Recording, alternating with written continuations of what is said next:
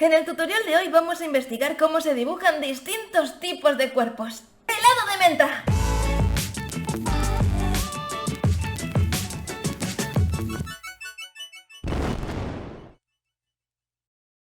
En los últimos meses he descubierto lo que verdaderamente significa el movimiento del body positive. Antes no lo conocía.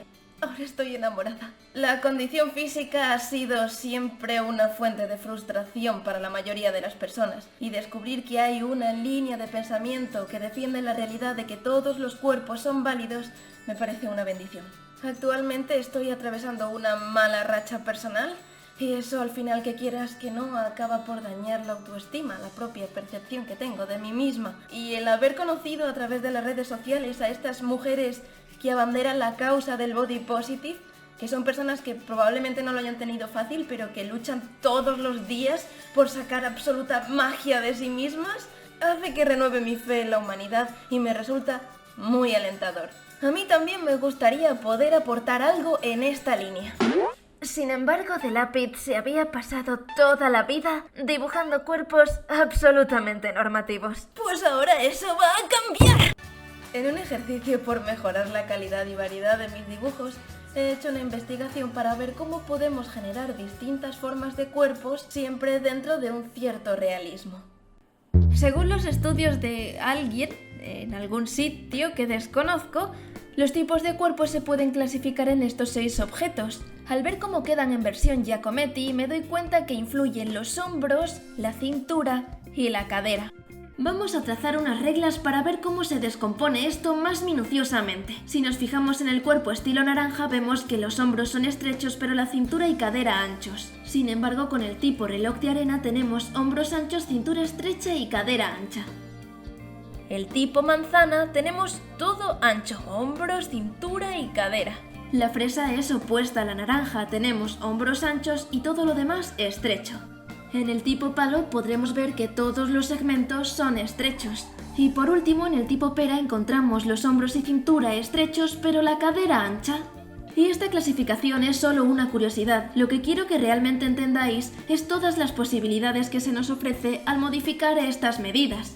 Y otra de las variables que podemos encontrar es la altura.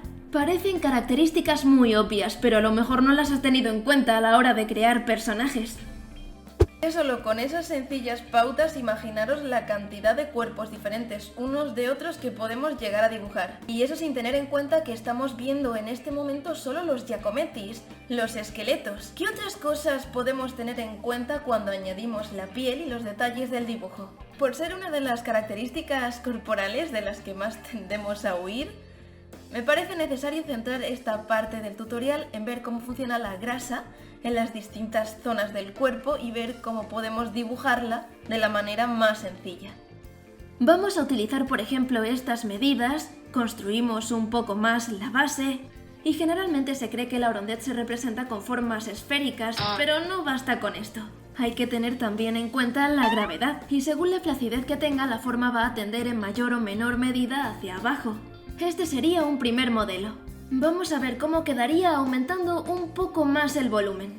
Como podéis ver, además de la tripa, también hay que tener en cuenta los rollitos de detrás de la espalda. Marcamos el ombligo. ¡Qué cookie! Esa es mi parte favorita. Y vamos a hacer otro modelo. Si se acumula más grasa, se pueden formar varios pliegues que quedarían más o menos así. Al contornearlos no hace falta marcarlos totalmente, solo insinuarlos un poco.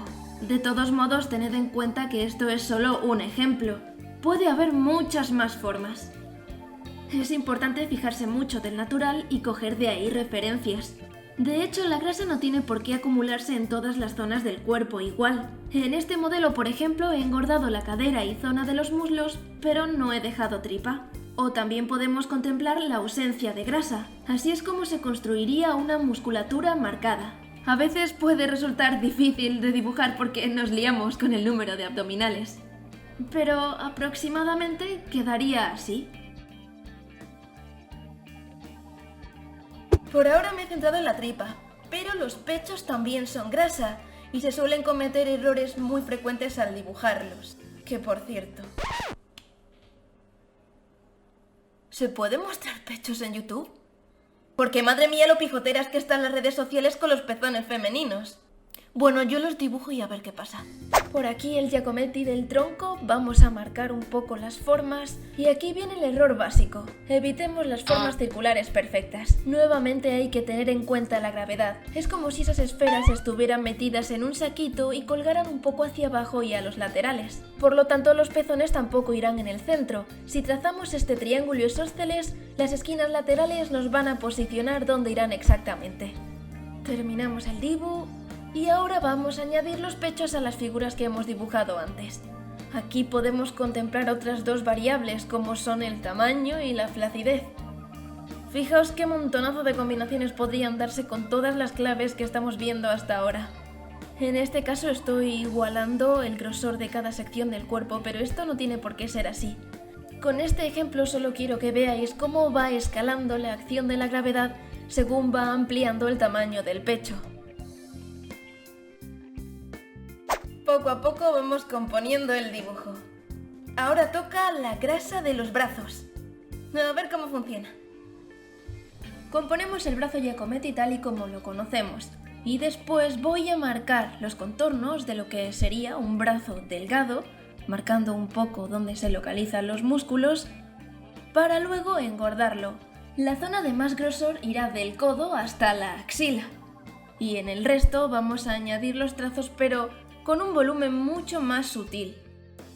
Redondeamos un poco por arriba y ya tendríamos nuestro brazo. Ya podemos añadirlo a uno de los modelos que hemos dibujado anteriormente. Como veis, es un proceso bastante intuitivo. Siempre que tengáis el esqueleto de referencia, lo demás viene rodado. Si os cuesta dibujar las manos, siempre podéis visitar este otro tutorial. Y con esto lo tendríamos terminado. ¿Y qué le falta a este dibujo? ¡La cabeza! Vamos a dibujarla. Ya sabemos cómo se genera el cráneo, y en este caso es exactamente igual. Si no lo conocéis podéis visitar este otro tutorial. La única diferencia será esta capa de abajo que va a ser lo que conforme la papada. Y a partir de aquí los pasos para componer la cara van a ser prácticamente los mismos que ya conocemos de antes. Añadimos el pelo, del que tenéis aquí otro tutorial. ¡Qué pesada! Y listo.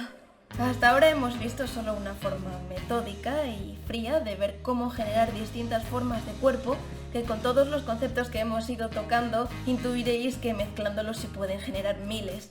Pero me gustaría mucho que vierais estas ilustraciones de mis referentes, a las que adoro y que creo que ejemplifican muy bien, desde luego mucho mejor que yo, esto de lo que os estoy hablando.